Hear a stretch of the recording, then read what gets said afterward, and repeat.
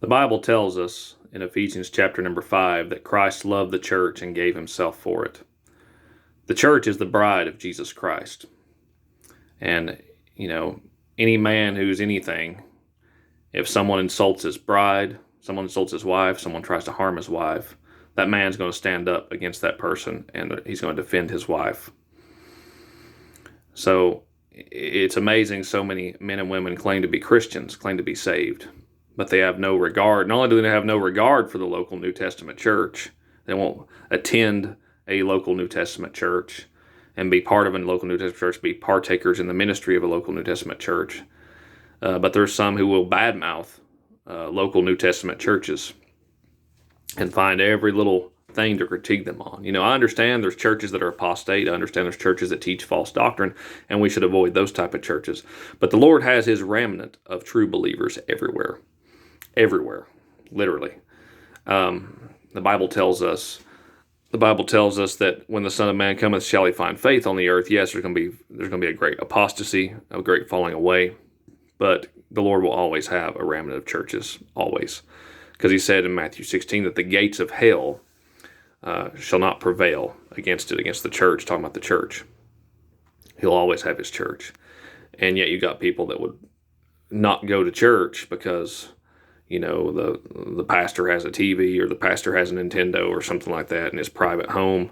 He's not living in sin. There's nothing in the Bible that says it's wrong to watch television. There's certain things on television be wrong to watch, like with stuff with the occult and fornication and glorifying drinking and all that stuff. I understand that. But having a television in itself is not sin. Having a Nintendo or a Sega or a PlayStation shows you how old I am. Still mentioning the Sega, because they stopped making Sega consoles back in 2001 with the Dreamcast. But anyway, have a game console in their house, or a pastor likes to do this, and they won't even attend a local New Testament church because of that. That would be their entire basis for doing that. Yet you look at their personal lives, and they've probably got a lot of actual sin in their lives, things that the Bible condemns as sin. But they want to hold pastors and preachers and churches to a higher standard. I've met a lot of people like that. I was out of church for 2 years as a saved man. I got out of the will of God. I got backslidden. My wife was not even saved at all at that time. And I started to develop a slightly critical spirit towards churches, but the Lord chastised me for it. The Lord whooped the tar out of me. Because I'm saved. If you're saved and you're in sin, God will chastise you. If you can sin and live in sin and do things that are ungodly and God not chastise you, that's evidence you've not been born again. You're not a child of God. You're a child of the devil. You're still spiritually dead in Adam.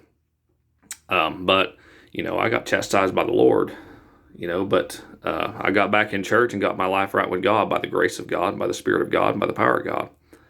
But there's a lot of people who have a critical spirit towards churches. Always try to find fault. Even when it's not there, they try to look for it. And I believe a lot of the times in that case, it's people are not saved. They're trying to find fault with the church because they're not part of the church. They're not actually part of the bride of Christ. They've not been born again.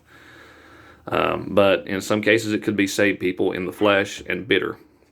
But the church is Christ's bride, folks. Don't insult Christ's bride. Don't fight against Christ's bride. If you're saved but you're not in church, find you a good local New Testament Bible-believing church and get in it, get part of it, partake in the ministry of it. I'm not talking about being a preacher. If you're not called to preach, don't preach, but I'm saying partake in the ministry of the church, as in get involved in soul winning, get involved in street ministry, passing tracts out with the preachers, get involved in whatever, nursing home gospel ministry to the elderly, to the shut-ins. Whatever they do, whatever soul winning ministry they do, help the pastor out, help the church out, get involved, and live a godly life, and be what a Christian ought to be.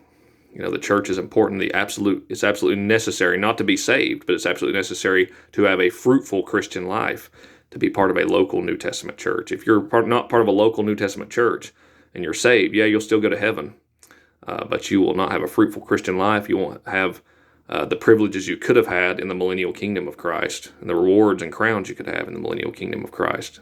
You lose a lot of things. You won't lose your salvation, but you can lose everything else like Lot did. And so get involved, folks. Christians need to be part of a local New Testament church. Thank you, and God bless you.